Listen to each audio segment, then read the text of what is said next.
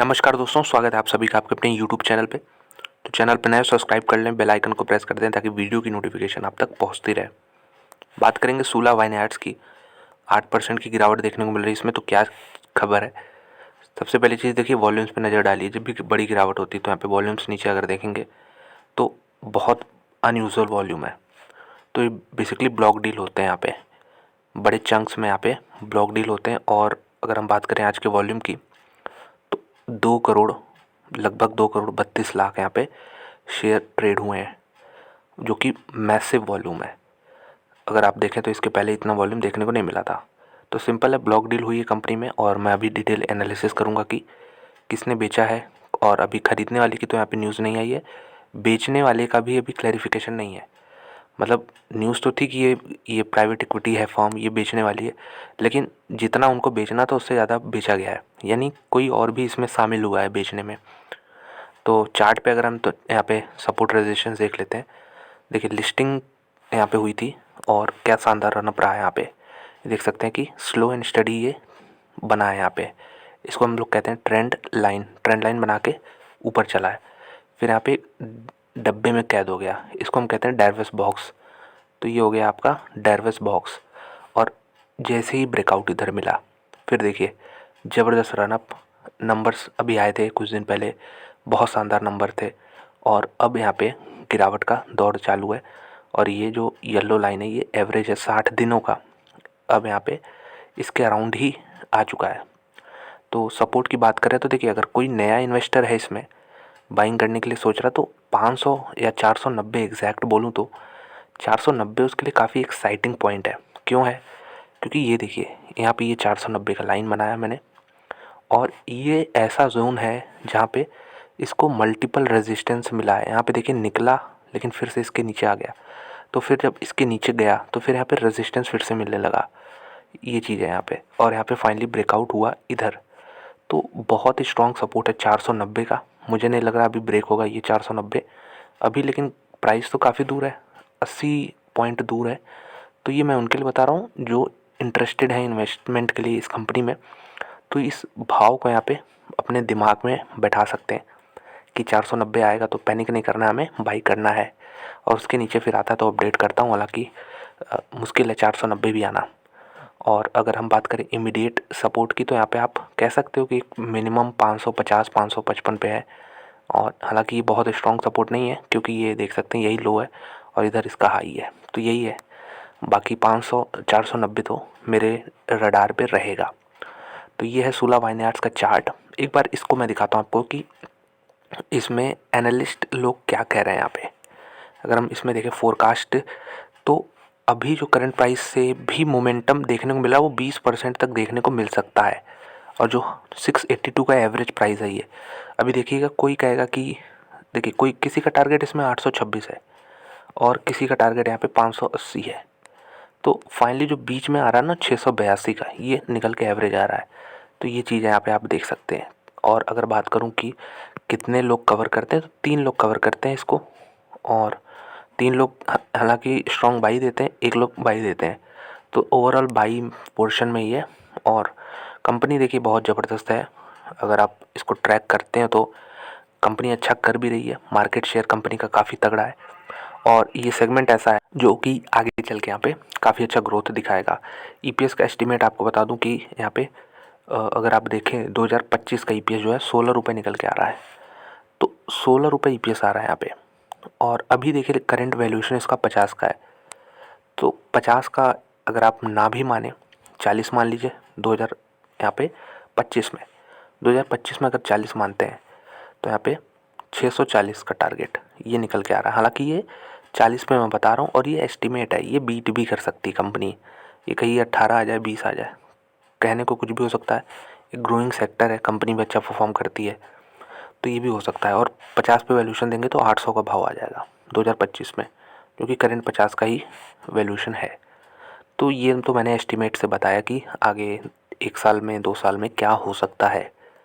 इसके अलावा अगर आप कंपनी के नंबर्स देखें तो कंपनी के नंबर्स इस क्वार्टर में काफ़ी ज़बरदस्त थे। और यहाँ पे जो रिपोर्टेड यहाँ पे रेवेन्यू था वो 210 करोड़ था। एस्टिमेट से थोड़ा सा कम था, लेकिन एस्टिमेट्स भी एस्टिमेट्स ही होते हैं। ओवरऑल हमको किससे कंपैरिजन करना है, यहाँ से पिछले साल से कंपैरिजन करिए आप, तो आपको देखने को मिलेगा काफ़ी अच्छा फिगर है। तो ये रहा यहाँ पे कंपनी के बारे में। तो एक बार अब मैं आपको यहाँ पे दिखाता हूँ किसने यहाँ पे शेयर होल्डिंग बेची है अपनी। तो यहाँ पे मैंने खोल लिया है सूला वाइनयार्ड्स का यहाँ पे होल्डिंग। तो अगर आप इसकी होल्डिंग ध्यान से देखें तो ये वो कंपनी नहीं है जिसमें प्रमोटर 50% से ज़्यादा रहते हैं। इसमें प्रमोटर देखिए शुरुआत से ही 27% है। तो इसमें जो इंस्टीट्यूशन है उनका बड़ा हाथ होता है। अगर आप FIIs और DIs को देखें तो ये लगभग 40% है, तो 40 ही हो गए, तो 67% लगभग जो है स्ट्रॉन्ग हैंड्स में है। और बोलूँगा 33-34 यहाँ पे परसेंट जो है ये देख सकते हैं ये पब्लिक है, और ये पब्लिक कम हुई है। यहाँ पे देख सकते हैं कि 50% थी एक समय, अब धीरे धीरे यहाँ पे रिक्लासीफाई हुआ होगा, फिर भी 35% है। तो यहाँ पे कोई डरने की बात नहीं कि पब्लिक बहुत ज़्यादा है, लोग पैनिक कर जाते हैं कि पब्लिक ज़्यादा है तो यहाँ पे कंपनी ख़राब होगी, ऐसी बात नहीं है। स्ट्रॉन्ग हैंड्स में अभी भी देखें तो 65% के आसपास है। अब लेकिन आज क्या हुआ है, स्ट्रॉन्ग हैंड्स में ही किसी ने बेचा है। और स्ट्रॉन्ग हैंड्स में भी कौन सी कंपनियाँ होती हैं, देखिए प्राइवेट इक्विटी फर्म्स होते हैं।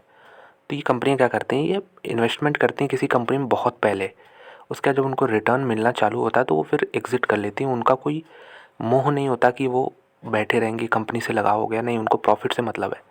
तो यही आज हुआ है सेम। अगर मैं FIs में इसमें खोलूँ तो यहाँ पे अगर आप नाम पढ़ पा रहे हो तो यहाँ पे आपको दिखेगा Worli invest Asia private limited, और यहाँ पे अगर हम देखें तो 8.34% स्टेक है ये कंपनी में।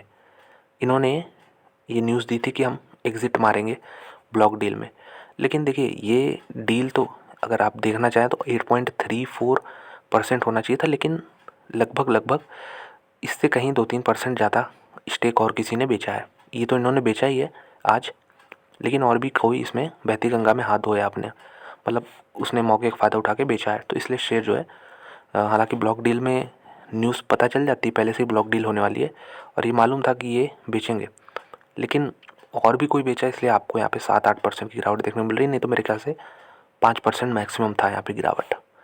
हालांकि कोई डायरेक्ट प्रोपोर्शनल नहीं है कि जितना परसेंट स्टेक बेचेंगे उतना गिरेगा, ऐसा कोई भी रूल नहीं है। ये तो मैं से भी बता रहा हूँ एग्जाम्पल। तो अब इनका स्टेक जो है 0 हो जाएगा, अभी शाम को अपडेट आएगा, पता चल जाएगा। इसके अलावा ये भी पता चल जाएगा किसने ख़रीदा है, बहुत इंपॉर्टेंट चीज़ है, कौन बाई कर रहा है कंपनी पे, कौन बुलिश है, और एक्स्ट्रा किसने बेचा है ये भी आपको पता चल जाएगा। एक चीज़ आपको बता दूं, ये प्राइवेट इक्विटी फर्म है यहाँ पे वर्ली इन्वेस्ट, और अगर हम बात करें तो प्राइवेट इक्विटी इनको प्रॉफिट मिला बहुत दिनों से। देखिए इसके पहले भी 484 पे बेच चुके हैं, काफ़ी भयंकर माल, और अभी इनका भाव देख सकते हैं कितना ज़्यादा है। तो इनको प्रॉफिट मिलता है, कहीं बढ़िया अपॉर्चुनिटी मिलेगी तो ये निकल जाएंगे। लेकिन अच्छी चीज़ है ना कि जो बाइंग, जो ये लोग बेच रहे हैं और जो खरीद रहा है सामने, खरीद कौन रहा है, जो म्यूचुअल फंड्स है, म्यूचुअल फंड्स और पब्लिक, ये क्या कर रही है कि ये बाई एट एनी प्राइस, ये बाप होता है, तो इसको फॉलो कर रहे हैं ये लोग। अगर आप देखें तो SIP मोड में भी काफ़ी इन्वेस्टमेंट आ रहे हैं हर क्वार्टर में, हर महीने इनफैक्ट जो हमारी पब्लिक करती है इन्वेस्टमेंट, तो बाई एट एनी प्राइस चल रहा है। और म्यूचुअल फंड भी करते ही हैं, डेफिनेटली पब्लिक का पैसा है, तो बाई एट एनी प्राइस करती है पब्लिक और म्यूचुअल फंड। और ये जो प्राइवेट इक्विटी है इनका तो टारगेट रहता है कि इतना प्रॉफिट मिला तो हम निकल जाएंगे, या फिर टाइम ड्यूरेशन इतना दे के हम निकल जाएंगे। तो ये मैंने दो अंतर बताए कि ये हर पॉइंट पे बाई करेंगे और इनका एक पॉइंट रहेगा हर चीज़ का, एग्ज़िट का, खरीदने का। तो ये दोनों अंतर है। अब धीरे धीरे इधर से इस कंपनी में क्या हो रहा है, ये इनका स्टेक कम हो रहा है प्राइवेट इक्विटी का, और ये लोग ज़्यादा बढ़ रहे हैं, यानी बाप वाले पब्लिक और म्यूचुअल फंड। तो कोई दिक्कत की बात है नहीं इस कंपनी में, और यहाँ पे स्टेक ज़रूर बिका है लेकिन कोई ख़रीदा भी है। अगर बात करें कि कंपनी जो वैल्यूएशन थे देखे थे 49%, माफ़ कीजिएगा 49 ये रेशियो है, तो 49 है अभी।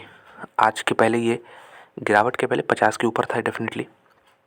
और जो कंपनी की इंट्रिंसिक वैल्यू 174 है, तो 174 से भी अगर आप देखें करंट प्राइस तो यहाँ पे आपको 3 गुना के आसपास दिख जाएगा, अप्रॉक्सीमेट 3.2 3.3 कह सकते हैं। और इनफैक्ट कंपनी के जो रेशियोज़ हैं काफ़ी सही हैं, return on capital employed, return on equity, और मुझे बहुत शानदार कंपनी लगी अपने सेक्टर की, तो इसको वॉच कर सकते हैं। प्राइस टू बुक वैल्यू भी देखना चाहें तो यहाँ पे आपको लगभग लगभग कह सकते हैं कि 8 से 9 गुना के बीच में है। ये महंगी है, ऐसा नो डाउट कह रहा हूँ कि सस्ती है, लेकिन लॉन्ग टर्म का अगर सोचें तो इस तरह की गिरावट यहाँ पे आगे चल के आगे चल के अच्छा रिटर्न जनरेट करती है। और जो मैंने बताया 490, ये तो मस्ट वॉच है, हर कोई इसको वॉच करे कि यहाँ पे आए तो हर हाल में यहाँ पे बाई करना चलना होगा, क्योंकि कंपनी सॉलिड है। और इनफैक्ट मुझे उम्मीद कम ही है कि यहाँ तक आए, फिर भी जो बाप वाले हैं वो तो किसी भाव पे ख़रीदते रहेंगे यहाँ पे इस कंपनी में, उसका भी यहाँ पे पोर्शन सिग्निफिकेंट है इस तरह के इन्वेस्टर्स का। और अगर हम बात कर लें कि इसमें जो प्रॉफिट वेरिएशन रहा है पिछले 5 सालों में, तो 37% का रहा है। ओवरऑल मुझे बहुत शानदार कंपनी लगती है। आप भी अपना यहाँ पे कमेंट करके बता सकते हैं कि आपको ये इस कंपनी कैसी लगती है और आप इन्वेस्टमेंट इसमें किए हैं कि करने जा रहे हैं। अपना यहाँ पे फीडबैक ज़रूर दे सकते हैं सूला वाइनयार्ड्स कंपनी में।